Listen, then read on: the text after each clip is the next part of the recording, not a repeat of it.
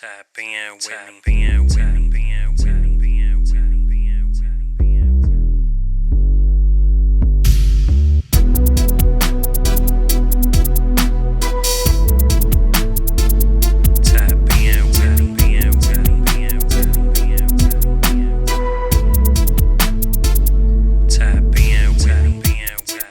Is your mic used for spoken word, music, comedy, or podcasts?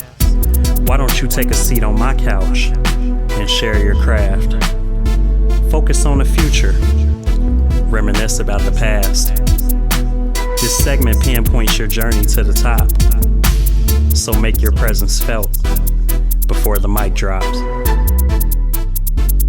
Tap in with me.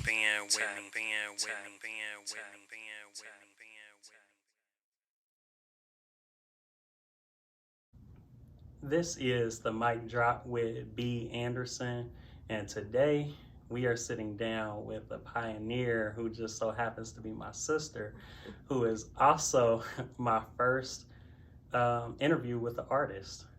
So, would you like to introduce yourself? Sure. My name is Kimberly Bolden.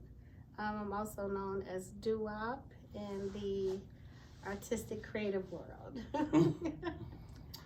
So, Miss DuWaup, well, I call you Kim, but we're going to call you DuWaup today. DuWaup. So, how has your triple project been going? I know the first time that we sat down, everything was all about Sincerely DuWaup, the book, the soundtrack, and the journal. Mm-hmm. How has things been going with that? Things have actually been going very well.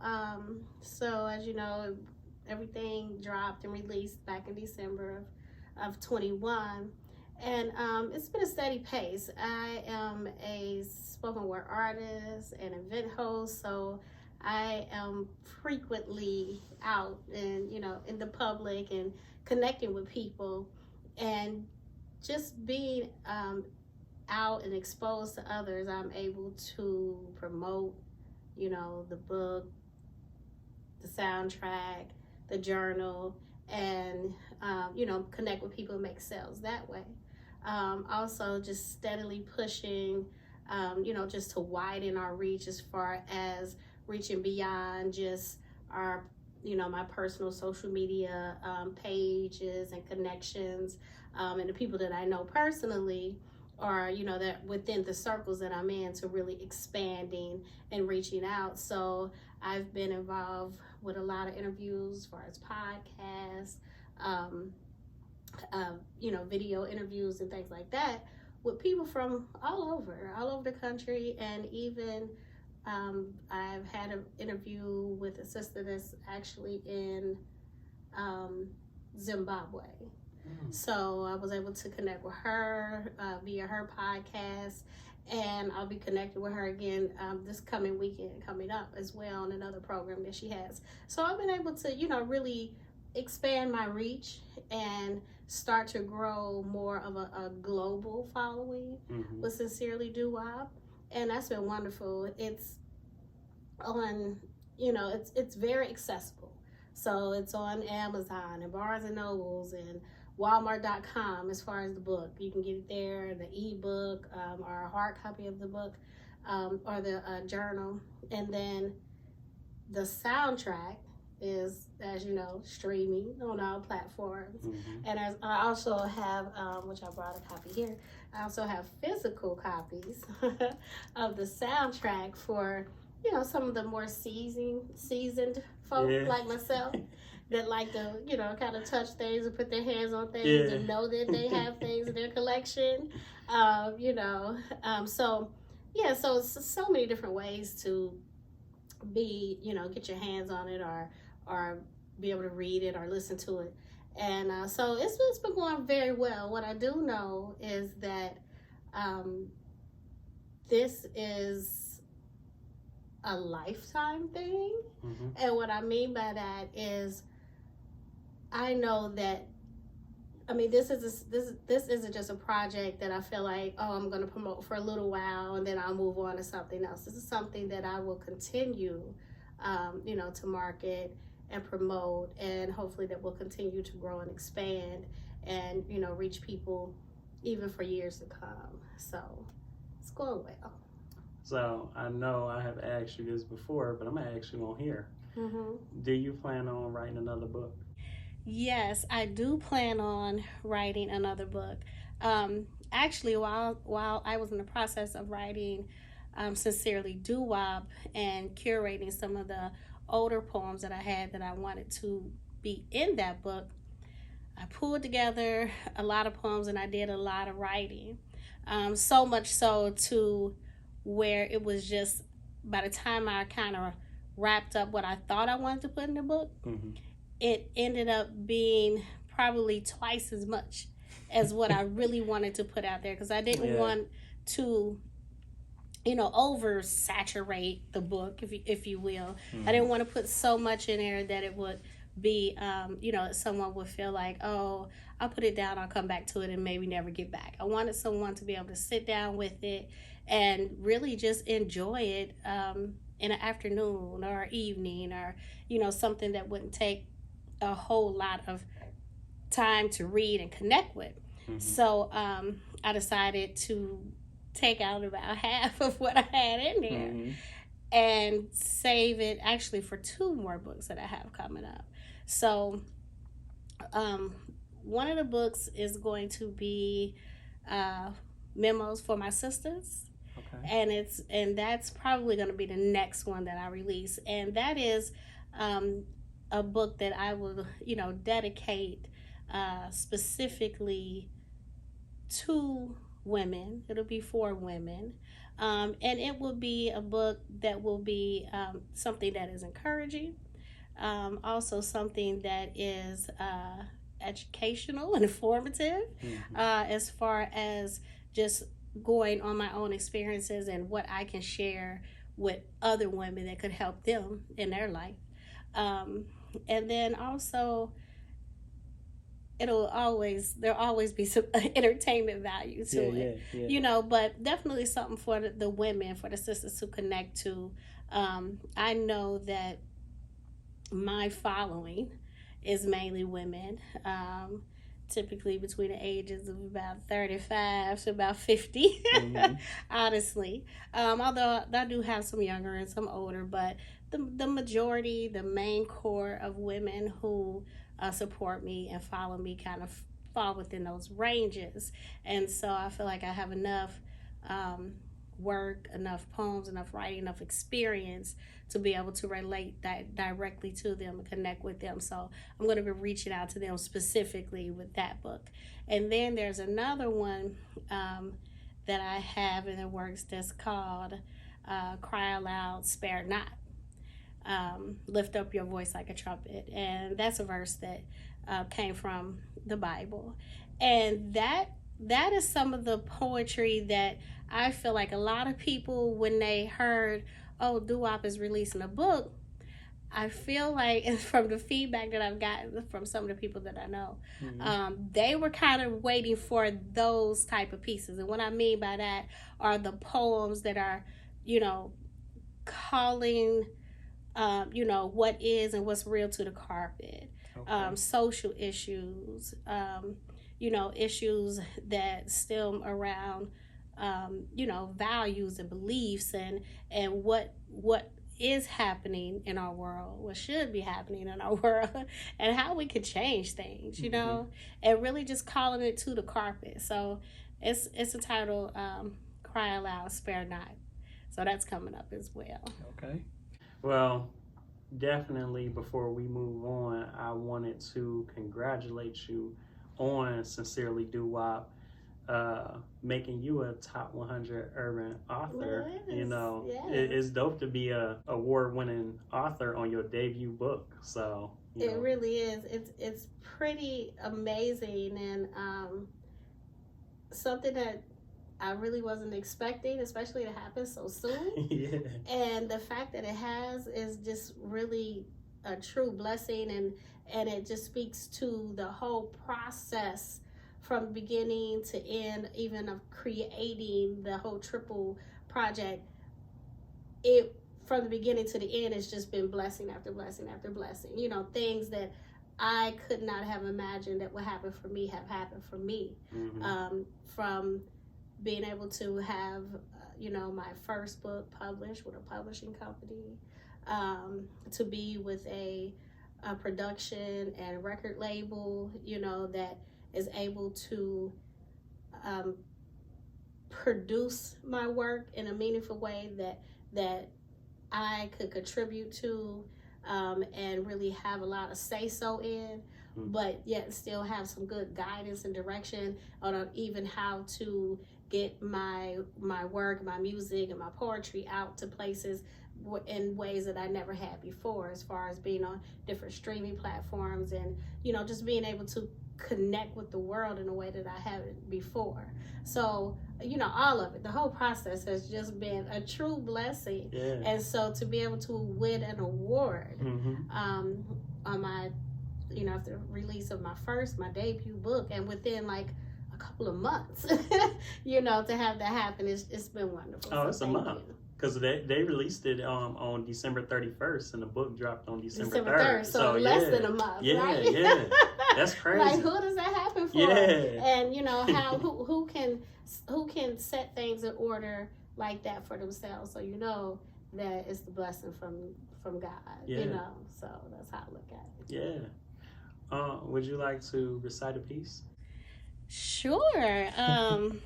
So I'll recite this poem. This poem actually is in the book and is on the soundtrack, Kimberly DuWaup. And this is one of the ones that I started sharing kind of in the early pre-release promotional days. And so I've read this poem on quite a few occasions, so much so that I have it memorized. And I am a spoken word artist, so, memorization is a thing for me. But it's entitled The Light. And this is in a section that is titled Note to Self. And this was a poem that I wrote to myself, for myself, because I needed to encourage myself. And I feel like that it is relatable on a lot of levels for a lot of people. So I dedicate this often to people who I just know need some encouragement in the moment. So it's called The Light. When in the light, be courageous and audacious enough to risk eye rolls and low blows. Be cognizant of condescending, calumnious tongues of those less confident. Stay up, stay blessed, stay living the best life you can, passionately planning and progressing, personally paying attention to things that pertain to you. Pay no mind their judgmental looks, their words unspoken or words spoken under their breaths. Let observation be 20/20, even in the shade. Side eyes and side conversations, add them to the equation as you figure things out. But don't be dismayed nor swayed. Don't spend not one day wishing to walk in their shoes. Be too busy staying busy. Be confident and carefree. Keep maneuvering through this rat traffic, blocking, bobbing, and bouncing off of their insecurities. Because in the grand scheme of things, you're blessed and you know it. So don't be afraid to show it. Can't help but share it. It's a whole vibe. And besides, a positive perception of a person of the female persuasion bossing up is an occasion for celebration. In a world where sexism and misogyny reigns and racism remains, be dedicated to leaving blessings of your presence everywhere you go. After every show, every speaking engagement, every business meeting, every collaboration, let everything you do be with integrity and grace. Be proud, because you deserve to be exactly where you are today, doing exactly what you're doing, for no other reason than you're determined and dedicated. You are light. You shine. Cast your rays far and wide. Be a guiding light, a beacon of hope. And when your light unfurls, the wind will capture it, leaving magnificent molecules of magic upon everything and everyone in its path. Instead of dimming to coddle their confidence, instead of shrinking to ease their egos, keep the light on. Let it shine. Let it radiate like the sun, because when it's all said and done at the end of the day, that's all that really matters anyway. Just shine. That's it.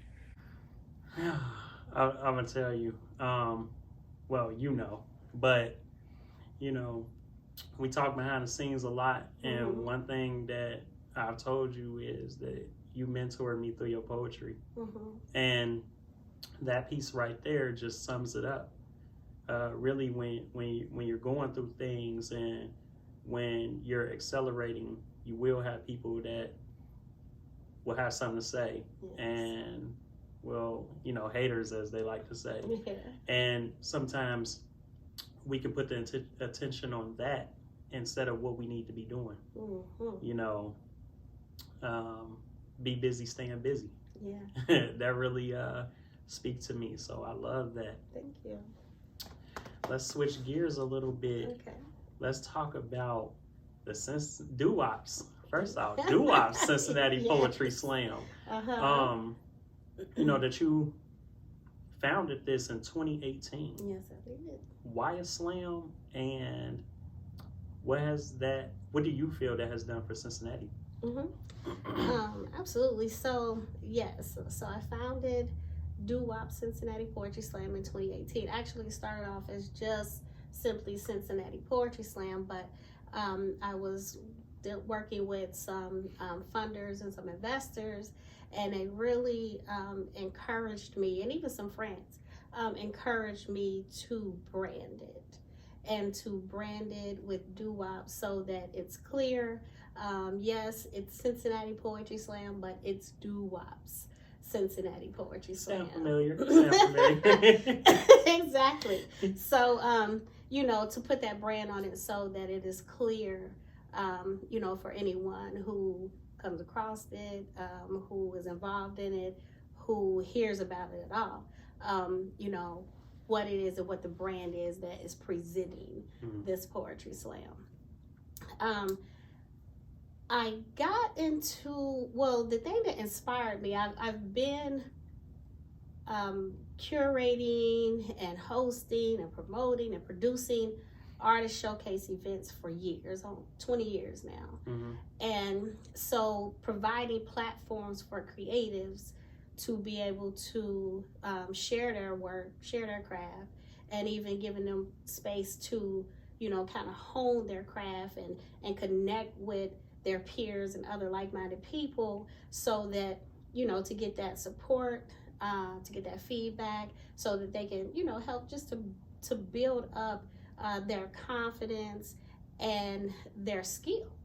I've been doing that for years, and I had gotten to a place where I had stopped hosting like the weekly open mics and the monthly artist showcase events, just because they ended, and you know, they ended. Okay. It was just time. And so in that space, I knew I wanted to still be able to provide a place of nurturing for artists. And I also, because I love this art form so much, spoken word, I love it so much, and I've been doing it for so long, especially in Cincinnati, that I know that a lot of people aren't aware even, you know, that it exists on the level that it does in this city.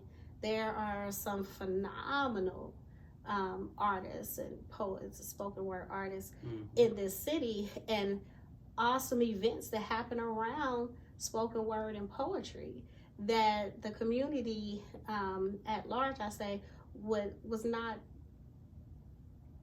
informed of or aware of. Gotcha.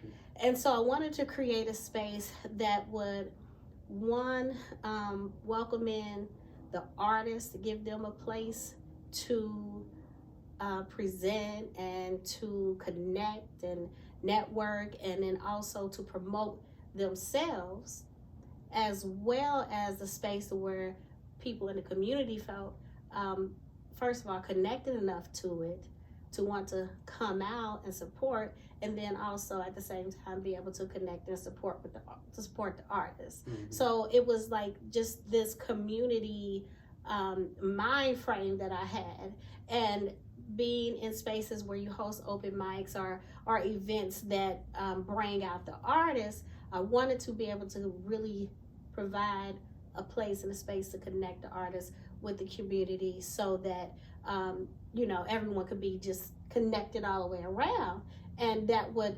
ultimately grow the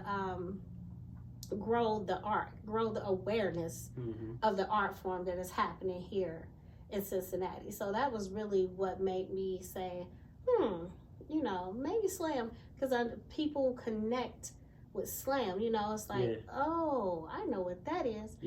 Versus they might not be really familiar. Like, what do you mean open mic or artist showcase? Like, what does that mean? But because people are aware with the notion of what a slam is, then they were likely to, come out, connect, and support. Like, oh, competition, this will be fun, And then they get there and then they realize it's so much more than what they ever even, considered, and that there's so many people right here and in the area and in the region who do this amazing work. What I like is, like you said, with connecting everybody, it's a whole networking event. It is a whole networking event. Man, if y'all never been to Artsville for DuWaup Cincinnati Poetry Slam, y'all need to make sure y'all there May 14th. Yes. May 14th. With the fact that you did found this in 2018, everybody knows 2020. Ooh. When COVID hit, and that was literally around the time that you had your first one of season 3. How did that impact season 3? Yes, so we were right on the verge. So DuWaup Cincinnati Poetry Slam runs from March through November, and we host it every other month at Artsville, Madisonville. And so the one in 2020, the kickoff event for 2020, was scheduled for March 14th, right? It was a totally sold out event. Our poet roster was full. We had 16 poets. We had poets on the waiting list that wanted to participate in this event. Tickets were sold out. We were just days away from actually presenting it when the directive came down from the governor in Ohio saying all public events are canceled. And I had been holding out because I've been hearing about, COVID, coronavirus, blah, blah, and that, it was a thing that was happening then. And there was, some concern around it spreading in this and that and the other. And I heard, of course, I was keeping my ears open and staying in tune to the news and what was happening with that. And it went from, no groups larger than, no big groups, then to no groups larger than this number, then no group. And about, 2 days prior to the event is when the directive came down that basically no public gatherings. And so we had to shut it down. Shut it down. It was hard. It was a hard pill to swallow. It really was. And so we of course canceled that event. And it took us a few months before I got comfortable enough with the whole virtual space to begin to present things virtually, like poetry slams and open mic events, things like that. So it was really tough, and we had our first in-person, so our last in-person poetry event prior to COVID was November of 19. And our first in-person event where we came back was in September of 21. So it was almost 2 years. That we had to make those adjustments and those pivots that everybody else had to make, and kind of, you know, move differently in this whole virtual space. But it was good to come back. The awareness is building back up that we are back in person. And so the poets, we have poets that come in from all different places across the country to participate in it. We give away $700 total cash prizes. Yeah. So, you know, it's definitely something, you know, worth competing for. Yeah. But poets, you know, we have poets from right here, poets from throughout Ohio, and then other cities and states that come in and participate in it. So the word is spreading again that we are here. And as I said, we had a pretty packed out house for our kickoff event in March, and we're expecting that maybe this might be a sellout come May. Okay. Yeah. Yeah, season 5. You know, shout out to Ari Lane. Yeah. You know, that was it was such a dope event. Mm-hmm. What are your expectations for season 5? My expectation for season 5 is honestly more of the same. More of the same. When it's been mind blowing even from the beginning. Even back in 2018 when we first started, I really was not expecting for it to be as widely accepted and attended as it was. Yeah. You know, it was just like from the very first event,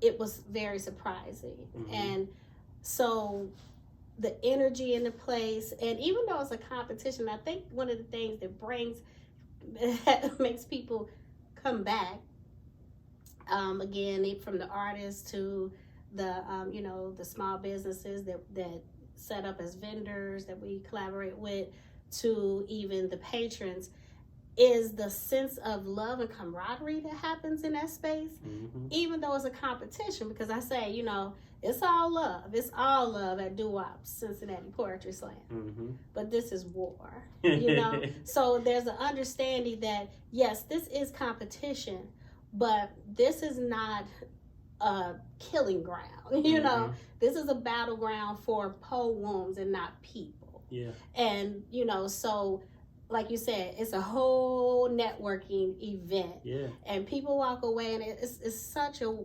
wonderful feeling for me to know that, you know, artists participate, and win, lose, or draw, they walk away and they feel good about the experience. And so when they share and talk about the experience, it's a positive thing, no matter what the outcome of the competition was. So I just feel like, you know, that in itself is a blessing. Yeah, the top 3 winners for the kickoff were on stage hugging. I interviewed all 3 of them, and they were all just so happy, just about the opportunity, and just being motivated to want to come back and win it all the next time. You know, that $500 prize ain't nothing to play with. So, so that's somebody's rent. Yeah. Yes. So, you know, with that being said, you do a lot. You do a whole lot. I do. Let's talk about Elements Hip Hop Cultural Center, and what impact do you believe that has on the community? So Elements Hip Hop Cultural Arts Center, it is a place and an organization that really strives to like preserve the essence of hip hop as a culture, and to promote it and make sure that it is promoted and it continues to advance, and that it's not exploited. You know, so that's really the goal of the Arts Center, and the impact that we have is that we're able to work with people from elementary, you know, all the way to you know, high school, college, adults even, who are interested in learning more about the different elements of hip hop, how they relate to each other and how they relate as a culture. And not only that, but how an individual can actually have a career or creative endeavors, or careers in the different aspects of art that come along, that are a part of the hip hop culture. So emceeing, dancing, graffiti art, storytelling, DJing, all those different things, and even visual art, of course. Mm-hmm. So all those different things we expose to the community, to people who might have those interests but never really thought that they could make a career for themselves, or that being involved in those type of arts could expose them to so many things in life for them, for their futures. So that's really what the essence of what Elements Hip Hop Cultural Arts Center is. It's interesting because there are some prominent like DJs, spoken word artists that came right through Elements. Yes. So I really, for someone, you've been there about 6 years now? Well, I've been working with Elements for about 6 years. I started off as a teaching artist, and I would contract with them often to MC their events. Mm-hmm. and things like that. So did that for quite a few years, and then about 2 years ago, a year and a half ago now, I actually began to work with them as a full-time employee. Okay. So, and since I've been there, so I am the poetry programs coordinator. And poetry in and of itself, of course, is has a lot to do with storytelling and songwriting and things like that, which is why it's such an important element mm-hmm. of hip hop, and why Elements embraces it mm-hmm. as an art. And so I coordinate the poetry programs at Elements, and one is a youth poetry slam that is called Louder Than a Bomb, mm-hmm. and where we work directly with schools in the Cincinnati area that build slam poetry teams and coach teams and individuals. And then there is competition and workshops and things like that are held throughout the year. And then we just wrapped it up, matter of fact, last weekend, 2 days ago. 2 days ago. Yeah, this past Friday, 2 days ago, with the final competition. Mm-hmm. And it's really a spectacular event, and it's another one of those things that exposes the people in the community to spoken word as an art form in a way that a lot of people are not even aware that it exists. Mm-hmm. And these young folk, they are mind-blowing, the level of skill and talent that they have, and the coaches and the teachers that work with them directly at the schools, and then the artists that we bring in to do the workshops. And they create some of the best spoken word poetry probably that I've heard, and these are high schoolers, So it's really a blessing and honor to even be able to work with them and coordinate that program. So that's Louder Than a Bomb. And then there's another one that's called Poetry Out Loud, and that's a recitation program. It's a national program where the students choose poems. They learn how to recite them in a manner in which they were, written to where they understand them, mm-hmm. and they compete in competitions as far as recitation competitions. So we do that. We host that. Okay. I coordinate that as well. So those are what high school students also in the area. So I coordinate those. I help recruit teaching artists for creative writing and poetry to go out, and we work directly with schools, like I said, from elementary, middle school, high school, and we go out and provide workshops and educational programs, enrichment programs for students. So those are the things that I do, and I'm also the executive assistant. So I wear a whole lot of hats. B. Anderson, I do. I'm surprised you can even see my head. I wear so many hats. But yeah, so I have the pleasure of coordinating the poetry at Elements. It's funny, I was literally just about to ask you. You wear so many hats, both, on your day-to-day job, outside of that, at home, everything. What is the most fulfilling aspect of being an artist? So it's kind of like a twofold thing, I would say, because as much as I enjoy the art itself and being an artist myself, and being able to, create and share my creations with the world, like I love that. I love writing. I love performing. I love presenting, and connecting with people. I love that. And I've been doing that for a long time, even before I got involved in spoken word, which I'm a pretty late bloomer. I was almost 30 before I actually got involved into spoken word, poetry, open mics, that kind of thing. So I'm pretty, I'm kind of a late bloomer. But even prior to that, as a child, I always, I sang in the choir and, in a chorus at school. And so getting up, presenting in front of people, performing is all, I've loved it. I've been recording and singing for a long time. So being, given that part of it, I love doing that. My 8-year-old, I have an 8-year-old, and he said, Mom, when I grow up, I don't want to have a job like Daddy. I want to have a job like you. I want to be a poet. And I thought, what?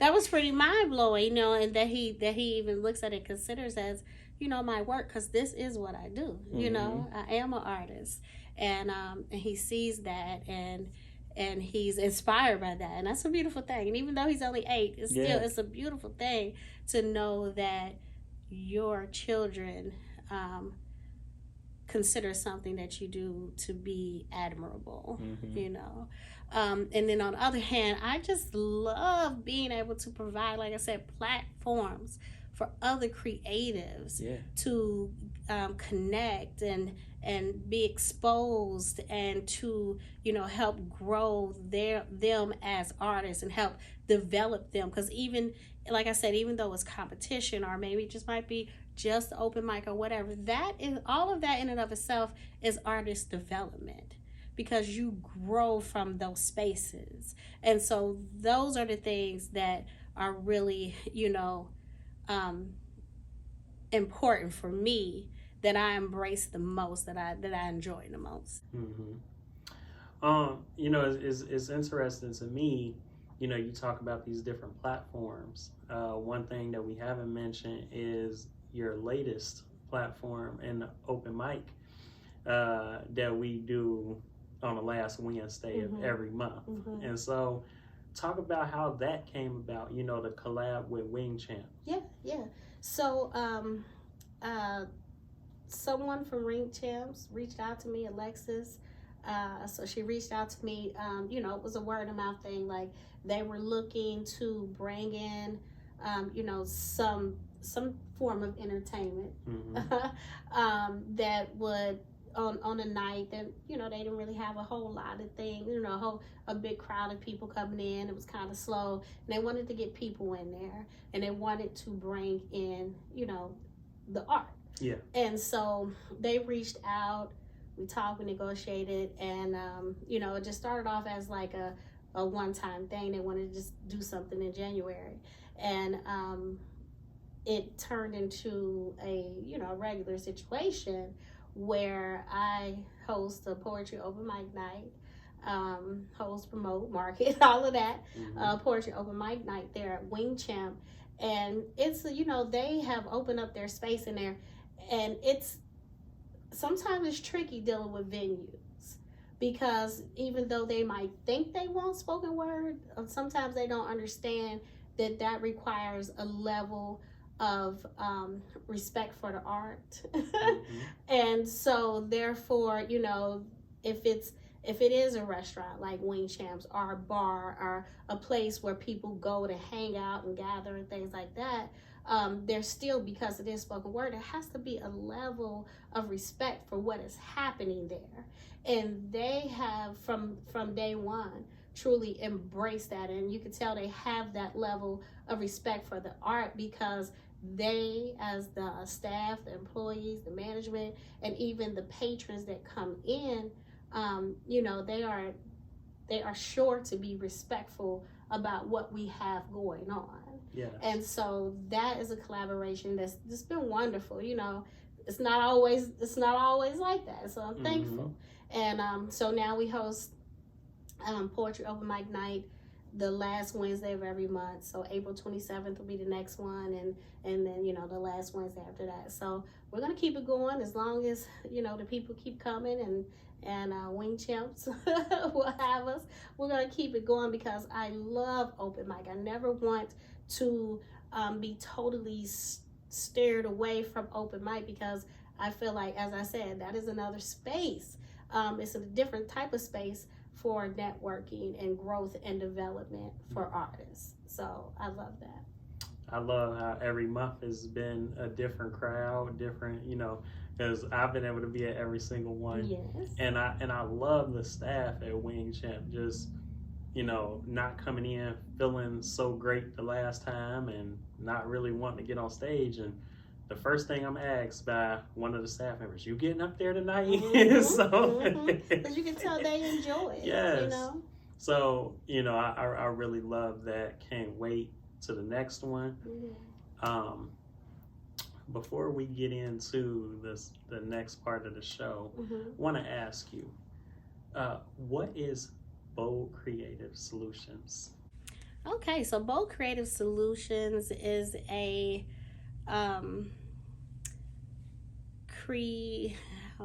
creative consulting company.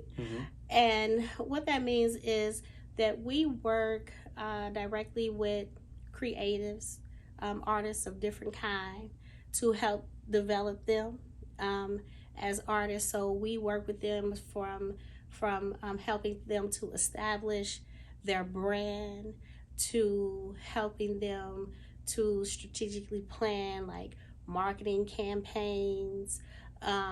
We also have worked not so much right now, but not that we're not open to it, but we've also even worked as far as artist managers. So when you say we, that's you and Laura Wise? Yes, me and my partner, Laura Wise. So so we are Bold Creative Solutions, and we established that in, I want to say 2016. Okay. I believe it was 2016. So when we established, and what the inspiration behind us establishing that is because it was on so many different levels, like me being a producer and a host and an artist, and Laura being an artist and a content creator, and at the time she was blogging and had podcasting going. I mean, just so many different artistic and creative endeavors that we both were doing together and individually. Oftentimes people would come to us and say, well, what do you think about this? Or how do you think I should go about doing this? Or, do you have any advice for me? And so we were spending a lot of time helping people to develop themselves as artists, as professionals, because what our focus is helping creatives turn their personal passions into profitable professions. Gotcha. Right? So, yes, we do this because we love this, but at the same time, can this be a profession for you? Can this be something that, you can market, and something that they can actually, help to feed you, help to feed your family? It's a labor of love, but that doesn't mean that, you can't develop it to a point to where you can actually grow even financially from it. So that's the major key about what we do. And because we were doing that, so much of that, and people would come to us, we thought, well, shoot, our time is valuable, because it is very valuable. And so, and we felt if we established ourselves as a company, then the people that would come to us who were going to be people who were ready and willing to make investments into themselves, and not just someone who is just kind of, hey, how do you do that? How do you do that? But these people are ready because they're ready to make financial investment and the time investment that it takes to actually develop, themselves, or for us to help develop them as artists. And so that's what really, motivated us to create Bold Creative Solutions. And see, and I like what both of you are doing, because you're helping people from, coaching them on performance all the way down to makeup and their wardrobe and everything, yes. Which, that fashionista, yeah, I gotta get that right. That fashionista that you working with, man, hey, she know what she doing. She know what she doing. Y'all better tap in with her. Yes. Laura Wise, Wize. Yes, Miss Old Wise One. Yes. If anyone is watching this and they have aspirations of strengthening themselves as far as an artist or their image or anything like that, how can they set up a consultation with you two? They can connect with us via our website. So it is boldcreativesolutions.com. You can go directly there and connect with us that way, or you can email us at boldcreativesolutions@gmail.com. So that will be, you can connect directly to us in that way. Also, if you go to our website, you'll see all the services, like you were saying, that we offer and that we provide, and how we can, cater them to whatever your particular need is.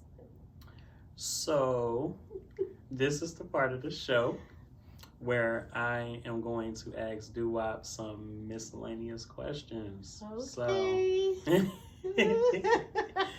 So the first thing I want to ask you, and I love to ask recording artists this question. So, when you're just riding around on a random day, what are you listening to?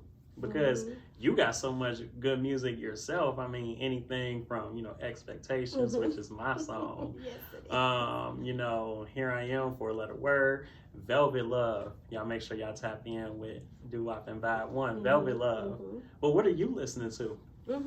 So I actually here lately, so I do a lot of Spotify, okay? So I do a lot of playlists, like already curated playlists. So I go from the R&B, A-R-E and B-E playlist with all of like the new R&B music. And I'm really digging it. Like, I feel like R&B is coming back into a space to where I feel I can connect with that even at my age. And even considering that, like the artistry that I'm hearing, the content, the music, I feel like it's getting back to soul, and so I'm enjoying that a lot. So I listen to that playlist.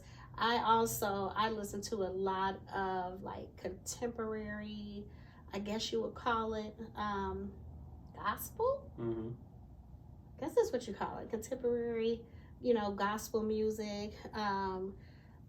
I like to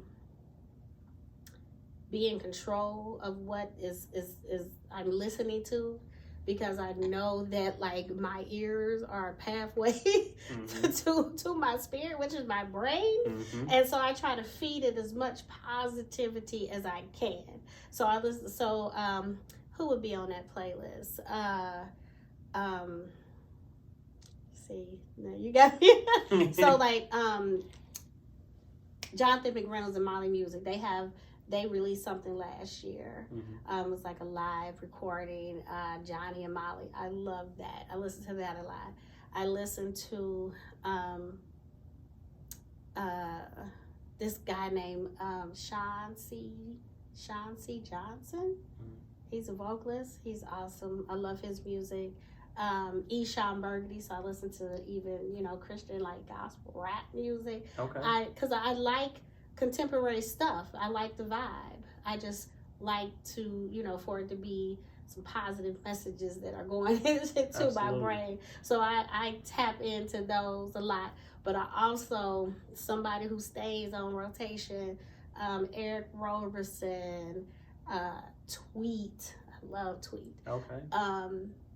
Layla Hathaway. Like, these are my people. Like, these are people that stay in rotation. You know, I love Vivian Green, like, you know, so it's certain people that I'm just gonna pull up. Jagged Edge, always they're gonna always be on my playlist. I don't care how old they get and how much they need to grow up. I still love me some Jagged Edge. So I could go back and forth really anywhere. Brian Courtney Wilson. Love him. He's a gospel artist. So, I go back and forth.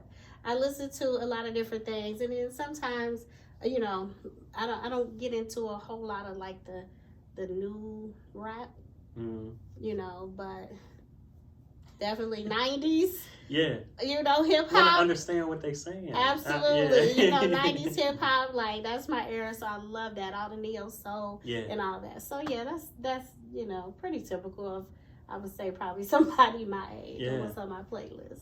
Well, with all the hats that you are wearing, when you take all those hats off and, you're not being DuWaup and you're being Kim, what would you say is your favorite activity to do? Cooking. Cooking, okay. I love to cook. First of all, the kitchen, I feel like that's like the heart of the home, and everybody tends to gravitate to the kitchen, right? Okay.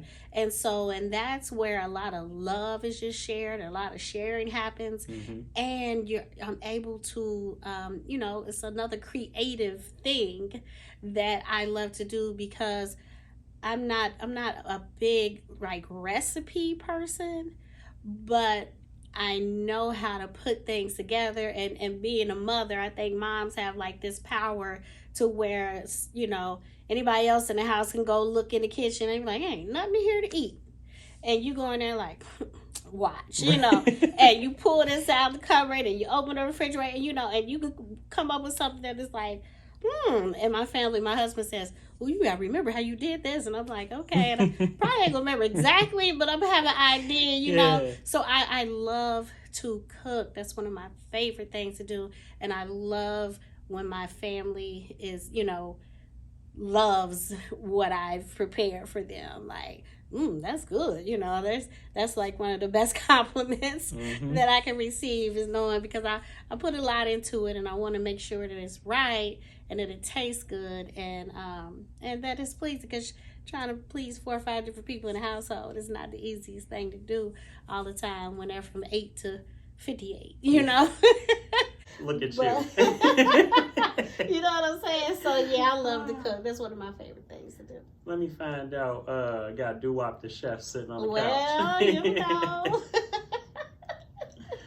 Well, Oh man. Well, I have definitely enjoyed having you on the platform, and before we get up out of here, you gotta let everybody know what's next. Where will they see you next, and what's going on? Okay. So there's a few podcasts and interviews that I have coming up, and I don't know those right off the top, but I would say definitely follow me on Facebook or Instagram. Everything is DuWaup, DuWaup. You put that in, you'll find me. But the next event for sure, specifically, that I have coming up is the open mic night on April 27th. So that's happening. And then, of course, the slam in May. In the meantime, in between time, this Saturday, Desiree the Silent Poet, she's hosting an open mic night at, what is the name of the coffee shop? I can't think of it right now, but follow her. She's the Silent Poet. Okay. And so her and Z Pittman, they're going to be co-hosting the open mic night. So I'm definitely going to check that out. And that's on this Saturday, coming up the 16th. But Juneteenth, there's I'm going to be a part of a presentation that's happening at Eden Park on Juneteenth. So there's just I don't know everything that's popping up, but things just tap pop in up. with her. Definitely tap in. If you go to duwaup.com, duwaup.com, you can click on events there. I try to keep my calendar updated so you can know what I have coming up. But those are all the definite things that are happening. And in the meantime, between time, I'll be popping up and showing up here and there. I also, right now, it's National Poetry Month. And so I host at Cincinnati Poetry Slam, DuWaup Cincinnati Poetry Slam. I host a National Poetry Slam 30-30 Poetry Challenge group. And it's called 30/30 Poetry Challenge. And you can find that on Facebook. So I give prompts every day, writing prompts. And so a lot of people will take those prompts, write new poems, try to write every day. Some people share. We share within the group. And we just try to help each other as far as providing those prompts and giving people motivation and inspiration to write. Sometimes you just need a little extra push, and if you have people around you and peers around you that are writing and sharing, then you're more likely to do the same, even if you don't want to share, but even just on your own, for your own sake, being able to write. So that's 30/30. We got 2 books on the table that was inspired by 30. we do. Got them right there. So. You are right. So both, Gifted Johnson Wilkinson, she has 2 books here that were inspired by the poetry prompts from that group. Exactly, you are right.